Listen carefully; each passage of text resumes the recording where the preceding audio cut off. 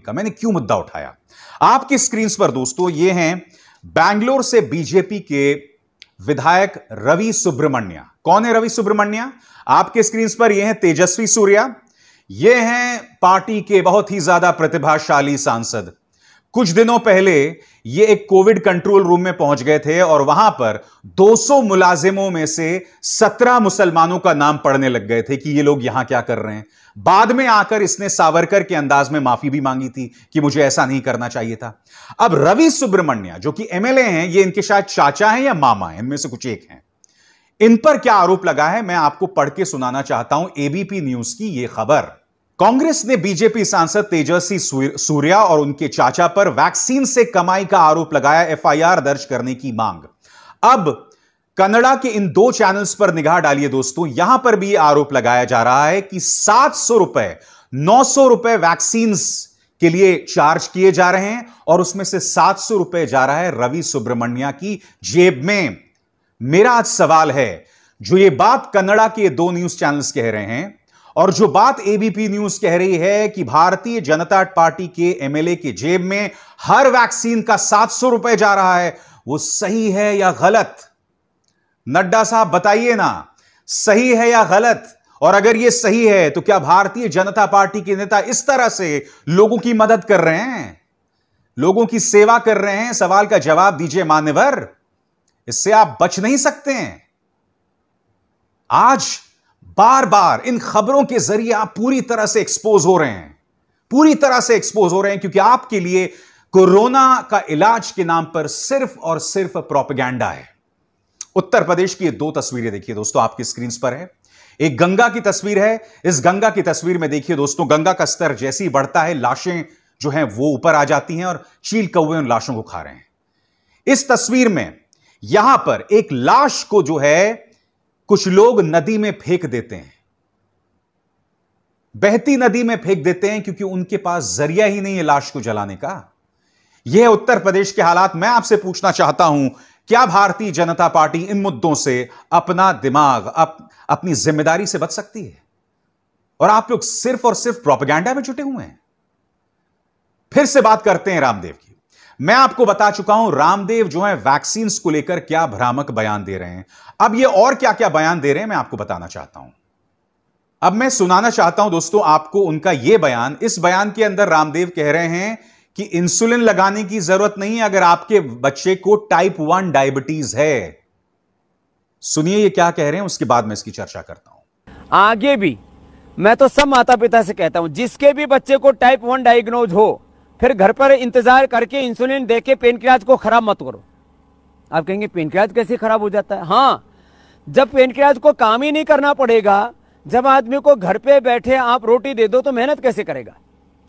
अपने शरीर को भिखारी मत बनाओ, बेगर मत बनाओ।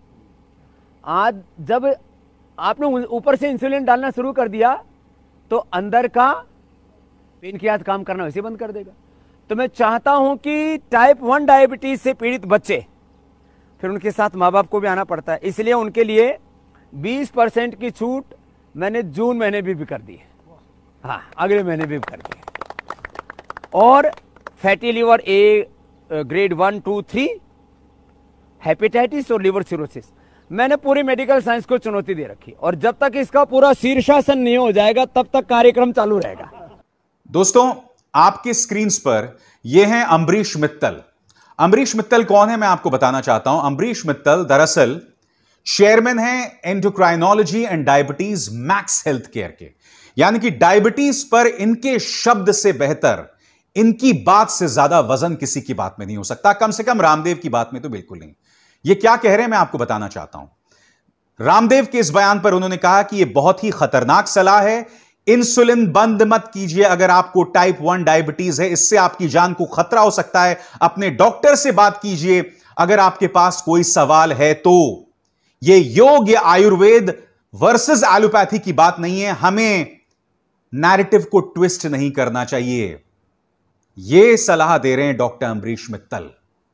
किसको सलाह दे रहे हैं? रामदेव को। और आपके स्क्रीन पर यह है बालकृष्ण। बालकृष्ण क्या कह रहे हैं कि आईएमए जो है वो ईसाई मिशनरियों का काम कर रहा है, यानी कि इंडियन मेडिकल एसोसिएशन, जिन्होंने चुनौती दी थी रामदेव को। जब इनके पास कोई जवाब नहीं होता दोस्तों, तो ले दे के वही ईसाई, हिंदू, पाकिस्तान, खालिस्तान उसी में घुस जाते हैं। छात्र प्रदर्शन करता है तो वो पाकिस्तानी हो गया, किसान प्रदर्शन करता है तो वो खालिस्तानी हो गया। क्यों? मुसलमान प्रदर्शन करता है तो वो तो खैर बांग्लादेश, पाकिस्तान सब हो गया। और आज की तारीख में हमारे डॉक्टर्स प्रदर्शन कर रहे हैं तो वो ईसाई मिशनरी के एजेंट हो गए। कितना मूर्ख बनाओगे तुम लोगों को, मुझे बताओ ना। तुम लोग लोगों की जान के साथ खिलवाड़ कर रहे हो। और बात यहां नहीं रुकती, मैं आपको बताता हूं इसने और क्या क्या कहा है। न्यूज 18 को दिए गए इंटरव्यू में रामदेव यह भी कह रहे हैं, क्या कोरोना की दवाओं का कोई ट्रायल हुआ है? क्योंकि कोरोनिल का मेडिकल ट्रायल हुआ है, यानी कि जो दवाई ये बेचते हैं। इस बात के कोई प्रमाण नहीं है कि कोरोनिल कोरोना का इलाज है। ये इम्यूनिटी बूस्टर हो सकता है। विश्व स्वास्थ्य संगठन ने भी साफ तौर पर कहा है कि हमने ऐसा कभी नहीं कहा कि कोरोनिल कोरोना का इलाज है। यह आदमी लगातार इस तरह के बयान दे रहा है। कार्यक्रम की शुरुआत में मैंने आपको बताया इनका यह बयान, जो आपकी स्क्रीन पर फिर से देखिए। Ramdev now says covid vaccine has no use, he has dual cover with yoga and Ayurveda. यानी कि यह आदमी कह रहा है कि कोरोना की वैक्सीन का कोई काम नहीं है। ये मेरे शब्द नहीं है, आपकी स्क्रीन पर जो खबर चल रही है, ये इस हवाले से मैं आपको बता रहा हूं। कोई आदमी इस तरह से लोगों की जान के साथ लगातार खेल रहा है, मगर कोई जवाबदेही नहीं है। मोदी सरकार पूरी तरह से खामोश है, क्योंकि ये लोग सिर्फ और सिर्फ सियासत करना चाहते हैं, हमारी जान के साथ खेलना चाहते हैं। कोई तो जवाबदेही होनी चाहिए या नहीं होनी चाहिए, बताइए। और यही नहीं दोस्तों, कोरोना संकट के बीचों बीच राजनीति बदस्तूर जारी है। प्रधानमंत्री नरेंद्र मोदी ओडिशा और पश्चिम बंगाल की यात्रा पर जाते हैं। वहां पर वो पश्चिम बंगाल की मुख्यमंत्री ममता बनर्जी से भी मुलाकात करते हैं। फिर वो एक बैठक बुलाते हैं। उस बैठक में शुभेंदु अधिकारी, जिन्होंने नंदीग्राम में ममता बनर्जी को हराया था, वो भी मौजूद होते हैं, क्योंकि वो नेता विपक्ष थे। यह बात अलग है कि जब वो बिहार में जाते हैं तब वो नेता विपक्ष को नहीं बुलाते हैं। वो गुजरात में जाते हैं तब भी वो नेता विपक्ष को नहीं बुलाते हैं, मगर यहां जानबूझकर उन्होंने नेता विपक्ष को बुलाया। हालांकि मुझे लगता है कि ममता बनर्जी को चले जाना चाहिए था, वो एक अलग मुद्दा है। अब क्या हुआ है दोस्तों, आपकी स्क्रीन पर यह खबर देखिए, जो अपने आप में बहुत ही शर्मनाक है।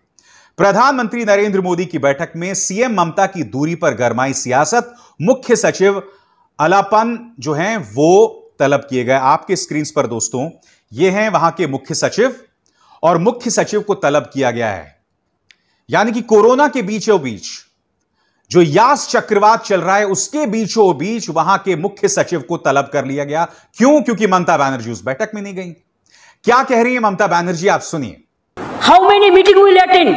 माई chief secretary, my home secretary, my finance secretary, they are attending every meeting, from prime minister to home minister to cabinet secretary to home secretary, to all the time. If they do the central job, when they will do the state job? Are they fixed for the state job, or they are fixed for central job? For central, we trust cabinet secretary. और ममता बनर्जी ये भी कह रही थी कि भाई मैं चाहूं तो मैं आपके पांव पड़ सकती हूं, मगर मैं ये समझना चाहता हूं कि क्या वाकई भारतीय जनता पार्टी को पश्चिम बंगाल की हार जो है वो हजम नहीं हो पा रही है? कि आपने ममता बनर्जी के पीछे वहां के राज्यपाल को लगा रखा है, अब आपने उनके चीफ सेक्रेटरी जो हैं उनको बुला लिया है, उनको तलब कर लिया है। यानी कि एक पूरी अस्थिरता पैदा की जा रही है एक राज्य के अंदर। आपसे देश नहीं सुधर रहा है, मगर एक पार्टी जिसे 200 से ज्यादा विधायक मिले हैं, आप उन्हें अस्थिर करने की कोशिश कर रहे हैं। तो इन सवालों के तो जवाब होंगे ना, ये इन सवालों के जवाब तो पूछे जाएंगे। क्यों? मैंने कुछ गलत पूछ लिया? बताइए। खैर, न्यूज चक्र में हम ये सवाल आपके सामने लगातार उठाते रहेंगे। अभिसार शर्मा को दीजिए इजाजत। नमस्कार।